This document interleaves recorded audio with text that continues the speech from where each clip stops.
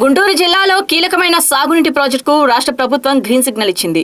Guntur channel ఆధునీకరణకు 369.20 కోట్లు మంజూరు చేయడంతో రైతాంగంలో ఆనందం వ్యక్తమవుతుంది. ఈ సందర్భంగా గ్రామీణ అభివృద్ధి కమ్యూనికేషన్ శాఖ కేంద్ర సహాయ మంత్రి డాక్టర్ పెమ్మసాని చంద్రశేఖర్, ఎమ్మెల్యే బూల రామాంజనేయులు రాష్ట్ర ప్రభుత్వానికి కృతజ్ఞతలు తెలిపారు.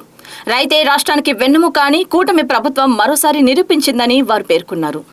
ఏ విధంగా మనం కృషి చేయాలి అనేది ఈ కూటమి ప్రభుత్వం, ఇక్కడ ఉన్నటువంటి ఎమ్మెల్యే గారు కానీ, మేము కానీ, గౌరవ ముఖ్యమంత్రి గారు కానీ ఎప్పుడు నిరంతరం ఆలోచించేటువంటి వ్యక్తులం. ఈ చుట్టుపక్కల ప్రాంతంలో తీసుకుంటే గుంటూరు ఛానల్ అనేది ఒక మెయిన్ ఆధారం.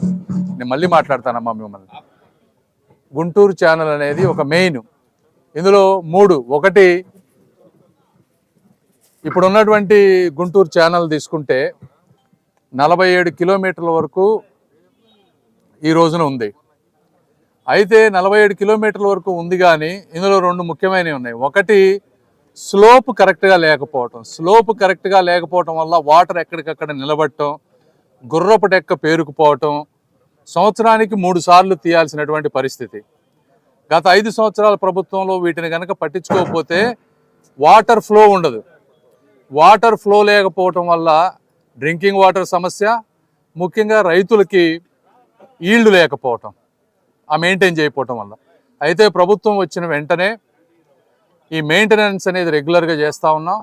చేసినప్పటికీ ఇప్పుడు కూడా చూస్తే మీకు విపరీతంగా గుర్రపు డెక్క పేరుకుపోయింది. సంవత్సరానికి 3 సార్లు చేయాల్సినటువంటి పరిస్థితి. సో దీన్ని ఏ విధంగా చేయాలి? ఒకటి.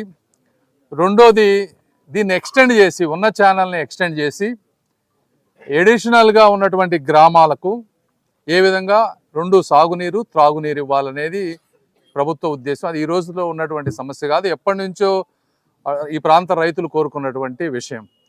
2014-19లో గౌరవ ముఖ్యమంత్రి గారు ఈ సమస్యను తెలుసుకొని ఆ రోజున గుంటూరు ఛానల్ ఎక్స్టెన్షన్కి కానీ, మోడర్నైజేషన్కి కానీ రెండింటికి ఆ రోజున శాంక్షన్ చేశారు, అడ్మినిస్ట్రేటివ్ శాంక్షన్. అయితే రకరకాల కారణాలతో అవన్నీ కార్యరూపం దాల్చలేదు.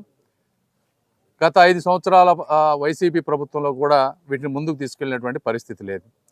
మేము వచ్చిన వెంటనే ఈ ప్రాంతంలో ఈ ప్రాంతానికి సంబంధించినటువంటి ఎమ్మెల్యేలు రామాంజనేయులు గారు కానీ, పొన్నూరు నరేంద్ర గారు కానీ, అదేవిధంగా కొంత భాగం లోకేష్ గారి ప్రాంతంలో కానీ అందరం మేము కూర్చొని ఎస్టిమేట్స్ వేయించాం. ఎంతవరకు మనం చేయగలము, బడ్జెట్ ఈ రాష్ట్ర ఆర్థిక పరిస్థితి దృష్ట్యా ఏ విధంగా ఫేజ్ వైజ్గా ఏ ఇయర్లో ఏం చేయాలనే దాని మీద ఒక పద్ధతి ప్రకారం వెళ్ళినప్పుడు ఇప్పుడు 47 కిలోమీటర్లు ఉన్నటువంటి ఛానల్ని 74 కిలోమీటర్ల వరకు పెంచే విధంగా Guntur channel extension last year బడ్జెట్లో పెట్టాం మనం.